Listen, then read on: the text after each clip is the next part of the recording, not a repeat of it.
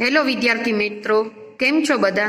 આજે આપણે ધોરણ 8માં વિષય વિજ્ઞાનમાં પ્રકરણ 10 તરુણાવસ્થા તરફ આપણે પાઠ સમજીશું. તેમાં આપણે સૌથી પહેલા આપણે પ્રસ્તાવના જોઈશું કે આ પાઠમાં આપણને શું કહેવા માંગે છે. તો ચાલો જોઈએ. અગાઉના પ્રકરણમાં તમે અભ્યાસ કર્યો કે પ્રાણીઓ કેવી રીતે પ્રજનન કરે અને મનુષ્ય અને તેના ઘણા બધા અન્ય પ્રાણીઓ નિશ્ચિત આયુષ્ય સુધી પહોંચાડવા પછી પ્રજનન કરે છે અને મનુષ્ય એક નિશ્ચિત આયુષ્ય પછી જ કેમ પ્રજનન કરી શકે છે. આ પ્રકરણમાં તમે માનવ શરીરમાં થતા એવા પરિવર્તનોનો અભ્યાસ કરશો કે જેના પછી પ્રજનન માટે સક્ષમ બને. તો વિદ્યાર્થી મિત્રો, આપણે જોઈએ છીએ કે આપણે છીએ કે કોઈ પણ સજીવ છે એને પોતાનું અસ્તિત્વ ધરાવવા માટે પોતાનું આયુષ્ય છે, બરાબર છે, એ અમુક આયુષ્ય પછી જ એ લોકો પ્રજનન કરી શકતા હોય. તો એ લોકોને પોતાનું આયુષ્ય છે કે પોતાનું જે કંઈ બી છે એ પોતે ટકાવી રાખવા માટે શું કરવું પડે છે ને પ્રજનન ક્રિયાઓ કે પ્રજનન દ્વારા એ લોકો પોતે એક એના જેવું જ પોતે સજીવ પોતે ઉત્પન્ન કરી શકે છે.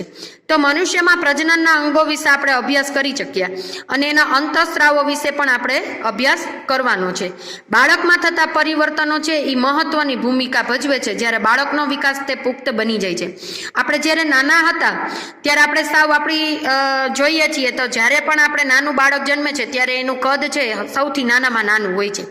ત્યારબાદ શું થાય છે તો કે જેમ જેમ એ આગળ વધતા જાય છે, બરાબર છે, જેમ જેમ એનું આયુષ્ય વધતું જાય છે, જેમ કે મહિના દિવસનું થાય, 2 મહિના થાય, બરાબર, તેમ એમ શું થાય તો કે એના અંગો છે, શરીરના જે કંઈ બી અંગો છે એ પણ તમને એમાં ફેરફારો થતા જોવા મળે છે. તો આવી રીતે આપણે જોવાનું છે આ પ્રકરણમાં કે આપણે જ્યારે મોટા થઈએ છીએ, જ્યારે આપણો વિકાસ થાય છે પૂરેપૂરો, બરાબર, તો અમુક સમયગાળા દરમિયાન જે કંઈ બી આપણા શરીરમાં કેવા કેવા ફેરફારો થાય છે, એમાં કેવો કેવો આપણને જુદો અવાજ આવે છે, શરીરમાં દેખાવ આપણો બદલાય છે, એ ઘણા બધા ફેરફારો છે એના વિશે આપણે આ પાઠમાં સમજવાનું છે. તો સૌથી પહેલા આપણે જોઈએ છીએ કે તરુણાવસ્થા અને યૌવનારંભ. તરુણાવસ્થા એટલે શું થાય તો કે જ્યારે પણ આપણે સાવ નાના હોય એને એટલે કે 12-15 વર્ષથી ઉપરના, બરાબર, અને 20 વર્ષથી અંદરના, તો એ લોકોને આપણે શું કહેવાય? તરુણાવસ્થા. આપણે નથી કહેતા નાના છોકરાઓ હોય તો આપણે એમ કે એનું બાળપણ છે. શું કામ? એને કારણ કે જન્મીને 1-2 વર્ષનું થાય, 5-7 વર્ષનું થાય તો એ લોકો બાળપણમાં જીવતા હોય, એને ક્યાંય ખ્યાલ નથી કે ક્યારે શું કરવું જોઈએ શું નહીં. એ ગમે ત્યારે રમતા હોય છે, એને હંમેશા શું હોય તો એને પોતાની રીતે હંમેશા રમવું, ખેલવું, કૂદવું એવું જ હોય, બરાબર. જ્યારે ધીમે ધીમે આપણે મોટા થાય છીએ ત્યારે આપણે જોઈએ છીએ કે જ્યારે આપણે મોટા થઈએ ત્યારે આપણને અમુક વસ્તુનો આપણને ખ્યાલ આવે છે, બરાબર. અને તરુણાવસ્થા છે એનો સમયગાળો છે એ તમે જોવો છો કે 15-17 વર્ષના હોય ત્યારે આપણે તરુણાવસ્થામાં આવીએ છીએ. તેમજ યૌવનારંભ. યૌવનારંભ એટલે કે 18 વર્ષ પછી, 18 થી 20 વર્ષની ઉંમરના, બરાબર. તો એના વિશે આપણે અંદર એમાં જોઈએ કે બુજો અને તેનો 12મો જન્મદિવસ ઉજવી રહ્યા હતા ત્યારે બુજો અને પહેલી પોતાના માતા પિતા સાથે વાતો કરવા લાગ્યો. ત્યારે પહેલી એક કન્યા વિદ્યાલયમાં અભ્યાસ કરે છે તે હસવા લાગી અને ટિપ્પણી કરી, એટલે કે મજાક કરતું હોય કે બંને જુઓ 1 વર્ષ બાદ મળી હતી પણ એની ઊંચાઈમાં એકાએક વધી ગઈ. તેમાંથી કેટલાકને તો મૂછો ઉગવાથી કાર્ટૂન જેવા દેખાતા હતા. એટલે આપણે 12 વર્ષ પછી થાય એટલે છોકરાઓમાં મૂછો ઉગવાનું ચાલુ થાય, બરાબર. એટલે પહેલી છે એ એની ફ્રેન્ડ છે તો એ શું કરે છે તો કે એ 1 વર્ષ પછી એના ફ્રેન્ડને મળે છે તો એ લોકો જોવે છે તો એ એમ વિચારે છે કે આ લોકોની ઊંચાઈ છે એ એકાએક વધી ગઈ છે અને એને શરીરમાં મૂછો ઉગવા લાગે છે, એટલે કે કાર્ટૂન જેવા, એટલે એ મજાક કરે છે. છોકરાઓ મોટા થઈ ગયા છે. જન્મના સમયથી જ વૃદ્ધિ ચાલુ થઈ જાય છે, પરંતુ 10 કે 11 વર્ષના આયુષ્ય પછી વૃદ્ધિમાં એકાએક ઝડપ આવી જાય. જન્મ આપણે થાય બાળક, મેં તમને કીધું ને કે બાળક જ્યારે જન્મે ત્યારે એનું કદ સાવ નાનું હોય, પછી ધીમે ધીમે 1 મહિનાનું 2 મહિનાનું થાય એટલે એનો વિકાસ ચાલુ થઈ જાય, વૃદ્ધિ પામવા માંડે, મોટું થતું જાય, બરાબર. સમયાંતરે એ ધીમે ધીમે એનું વધતું જાય છે. આપણે શરીરમાં બધા અંગો છે એનો પણ વિકાસ થતો જાય છે. વૃદ્ધિ દેખાવા લાગે છે. શરીરમાં થતા પરિવર્તનની વૃદ્ધિ પ્રક્રિયાનો એક ભાગ છે અને તે એ બાબતનો સંકેત દે રહ્યો કે હવે એ બાળક નથી રહ્યા અને એ પુખ્તાવસ્થામાં પ્રવેશ તરફ જઈ રહ્યા. એટલે કે મોટા થતા જાય, આપણે 10-11 વર્ષના થાય પછી ધીમે ધીમે આપણે મોટા થતા જાય એટલે શું થાય છે તો કે 11 વર્ષ પછી એ આયુષ્ય પછી એ વૃદ્ધિમાં એકાએક ઝડપ આવતી હોય, એમાં વધારો જોવા આપણને મળતો હોય છે.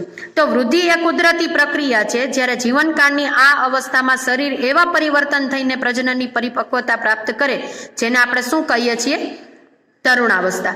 તો યાદ રાખો વિદ્યાર્થી મિત્રો, અંડરલાઈન કરવી હોય તો કરી લો કે જીવનકાળની આ અવસ્થામાં શરીર એવા પરિવર્તન થઈને પ્રજનનની પરિપક્વતા કરે. બરાબર? કે મનુષ્ય હોય કે કોઈ પણ સજીવ હોય તો એ પોતે પ્રજનનની પરિપક્વતા પ્રાપ્ત થાય ત્યારે એને શું કહેવાય?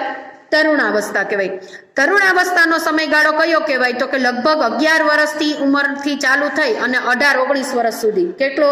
હંમેશા વિદ્યાર્થી મિત્રો યાદ રાખવાનું છે, એક વાક્યમાં અથવા તો પ્રશ્નમાં પૂછાઈ શકે છે કે તરુણાવસ્થા છે એ લગભગ 11 વર્ષથી ચાલુ થઈ અને 18-19 વર્ષ સુધી રહી છે. આ અવધિ તરુણા કહેવાતી હોવાથી અવસ્થામાં બાળકો તરુણો પણ કહેવાય.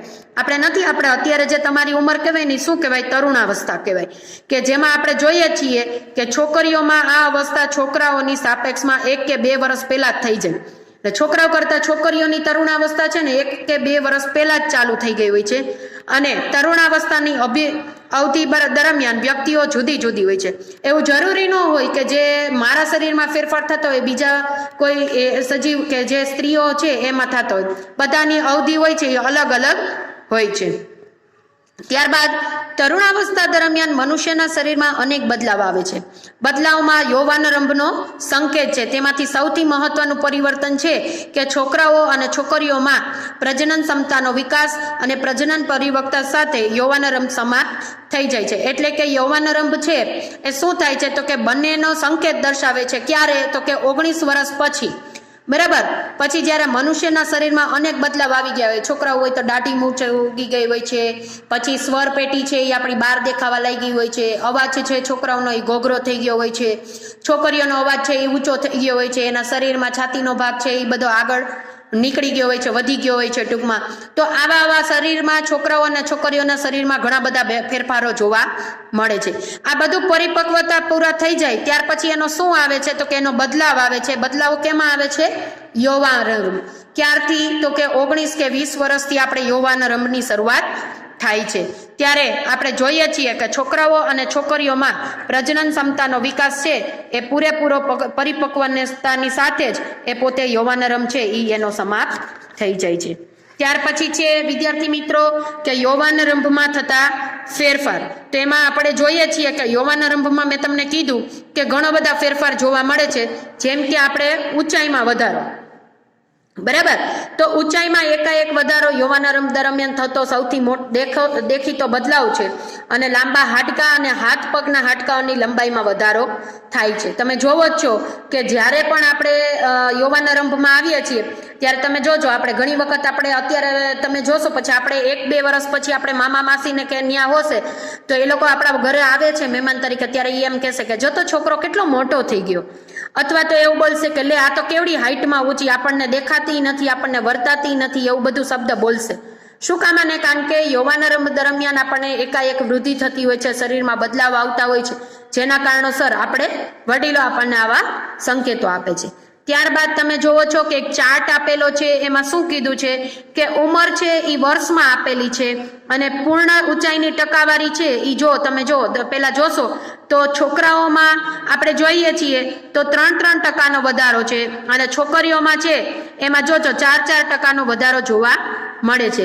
જ્યારે આપણે ઉંમર 8 વર્ષની લઈએ તો છોકરાઓ છે એ 72% વધારો અને છોકરીઓમાં 70%, એટલે કે આપણે જોઈએ છીએ કે 5% ડિફરન્સ બતાવે છે. હવે 9 વર્ષનો થાય છે ત્યારે 72 માંથી કેટલા થઈ જાય છે? 3% ઉમેરો એટલે કે 75 થઈ જાય છે.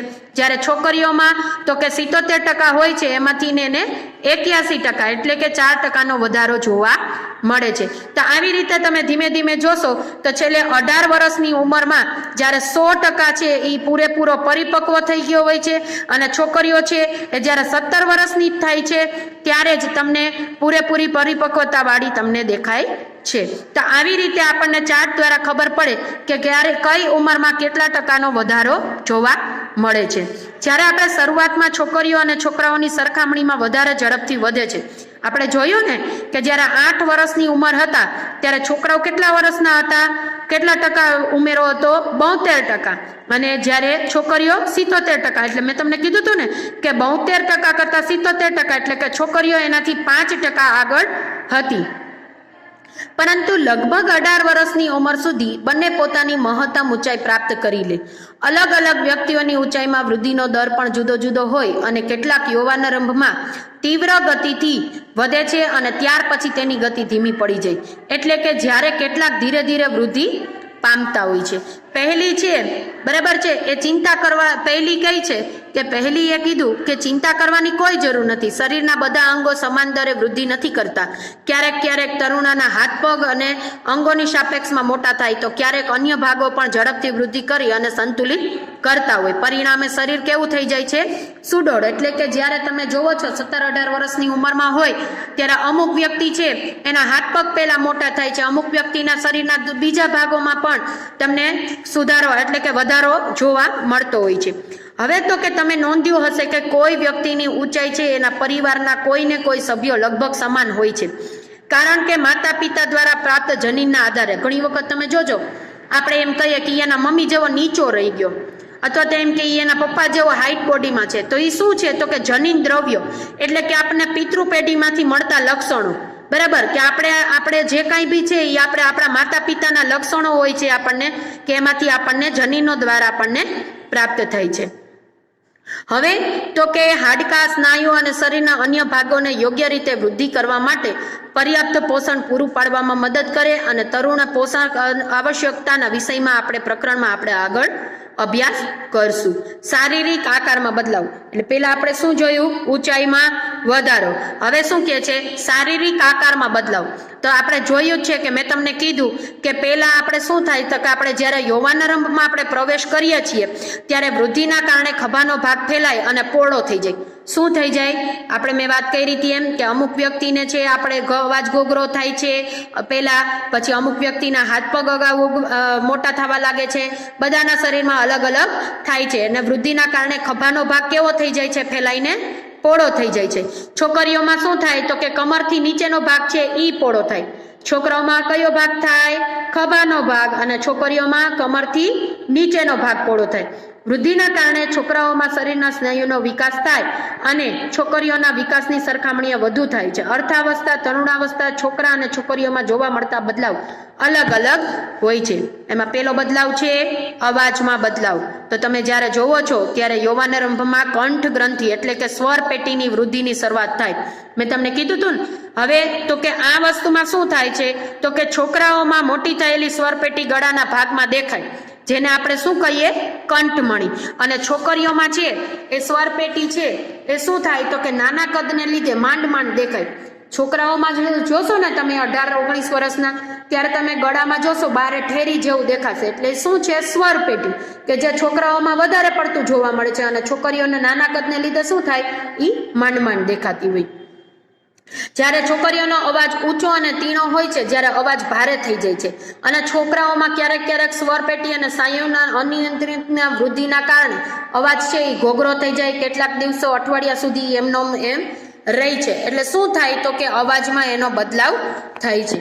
હવે તો કે નીચે જુઓ કે પ્રશ્વેદ ગ્રંથિ અને તૈલી ગ્રંથિઓની કાર્યશીલતા. તો પ્રશ્વેદ ગ્રંથિ એટલે કે જે તૈલી ગ્રંથિઓનો સ્ત્રાવ વધી જતો હોય છે અને વધારે પડતી ક્રિયાશીલતાને કારણે કેટલીક વ્યક્તિઓના ચહેરા ઉપર ફોડલીઓ અને ખીલ વગેરે જોવા મળે છે. આપણે જોઈએ છીએ ને, આપણે નાના હોય ત્યારે આપણને કોઈ દી ક્યારેય ખીલ થાય નહીં, પણ આપણે જ્યારે 17-18 વર્ષની ઉંમરમાં થાય ને એટલે આપણે અત્યારની જે ઉંમર, જેમ કે અત્યારે તમે 8મામાં છો એટલે ઓછામાં ઓછી તમારે 15-17 વર્ષની ઉંમર હોય છે. પછી શું થાય તો કે ધીમે ધીમે તમારા શરીરમાં પ્રશ્વેદ ગ્રંથિ, તૈલી ગ્રંથિઓનો સ્ત્રાવ થવા માંડે. તો અમુક વ્યક્તિઓ છે એને કોઈ વાંધો નથી આવતો, પણ અમુક વ્યક્તિઓને ખીલની વધારે પડતી જોવા મળે છે, એમાં ફોડલી જોવા મળે છે, એમાં ઘણો બધો તમને વધારો જોવા મળે છે. ત્યાર પછી છે પ્રજનન અંગોનો વિકાસ, કે જ્યારે પ્રજનન અંગો છે એ શુક્રપિંડ અને શિશ્ન પૂર્ણ વિકસિત થઈ જાય છે ત્યારે શુક્રપિંડમાંથી શુક્રકોષોનું ઉત્પાદન થાય. કોના માટે? નર પ્રજનન માટે, કે જે નર હોય, માદામાં શુક્રપિંડ આવતા નથી. હવે જો છોકરીઓની વાત કરી છે કે છોકરીઓમાં અંડપિંડના કદમાં વધારો થાય, એટલે કે અંડકોષ છે એ પરિપક્વ થઈ જાય. છોકરાઓમાં શુક્રપિંડમાંથી શુક્રકોષ ઉત્પન્ન શરૂ થઈ જાય અને છોકરીઓમાં અંડકોષો છે એ પરિપક્વ થવા માંડે અને અંડપિંડમાંથી અંડકોષોનું મુક્ત થવાનું શરૂ થઈ જાય. એટલે કે જ્યારે છોકરીઓ છે એ રક્તસ્રાવમાં આવે છે ત્યારે એ શું થાય છે તો કે અંડપિંડમાંથી અંડકોષોનું મુક્ત થવાનું ચાલુ થઈ જાય છે. ત્યાર પછીનો પૂછેલો મુદ્દો છે કે જે માનસિક તેમજ બૌદ્ધિક સંવેદન પરિપક્વતા પ્રાપ્ત થવી. તરુણાવસ્થામાં આપણે જોઈએ છીએ કે વ્યક્તિની વિચારસરણીમાં પરિવર્તનની અવસ્થામાં છે એ કિશોરો વધારે સ્વતંત્ર અને પોતાની તરફ વધારે સચેત હોય છે. તેમનામાં બૌદ્ધિક વિકાસ પણ થાય છે અને તથા તે વિચારવામાં વધારે સમય લે છે. વાસ્તવમાં કોઈ પણ વ્યક્તિ છે એ જીવનમાં આ એ સમય છે કે જેમાં તેના મગજને શીખવાની ક્ષમતા અને સર્વાધિક હોય છે. ક્યારેક ક્યારેક તરુણ શારીરિક તેમજ માનસિક બદલાવ અને અનુકૂળતા થવા પ્રયત્ન કરે છે અને ત્યારે તે પોતે અસુરક્ષિત અનુભવે છે. પરંતુ તરુણ હોવાને નાતે તમારે સમજવું જોઈએ કે અસુરક્ષિત મહેસૂસ કરવાનું કોઈ પણ કારણ નથી. આ બદલાવ એ કુદરતી બદલાવ છે જે શારીરિક વૃદ્ધિના કારણે ઉત્પન્ન થઈ રહ્યા છે. તો તમે જોવો જ છો, એટલે એમાં શું કહેવા માંગે છે કે કોઈ પણ બાળક છે એ પોતે પોતાના કોઈ પણ વ્યક્તિના જીવન છે એ પોતે મગજમાં શીખવાની સર્વાધિક પોતે એ વિચારી લે. નાના હોય ત્યારે આપણને આપણા મમ્મી પપ્પા કહે એમ આપણે કરતા હોય છે, બરાબર છે. જ્યારે આપણે મોટા થઈ જાય પછી આપણને આપોઆપ ખબર પડવા માંડે છે કે આવું કરવું ન જોઈએ, આવું કરવાથી આ વસ્તુ થાય, આવું આમ કરીએ તો. આપણે નાના છોકરા હોય તો આપણે એને કહેવું પડે કે ધીમે હાલ નહીંતર ભટકાઈ જાય, અથવા તો આપણને ઠેબુ આવશે તો આપણે પડી જાય. હવે આપણે મોટા થઈ ગયા હોય તો આપણને બધી વસ્તુની આપણને માનસિક, શારીરિક અને બૌદ્ધિક વિકાસ હોય કે આપણે શું કરવું જોઈએ, શું ન કરવું જોઈએ. ભણવામાં પણ આપણને ઘણા બધા ફેરફારો જોવા મળે છે. તો આવા બધા બદલાવ છે એ કુદરતી બદલાવ છે કે જે શારીરિક વૃદ્ધિના કારણે પોતે ઉત્પન્ન કરી શક્યા થઈ રહ્યા છે. હવે આપણે બીજું છે કે જે ગૌણ જાતીય લક્ષણ એ આપણે નેક્સ્ટ ભાગમાં આપણે શીખવાનું છે. Thank you.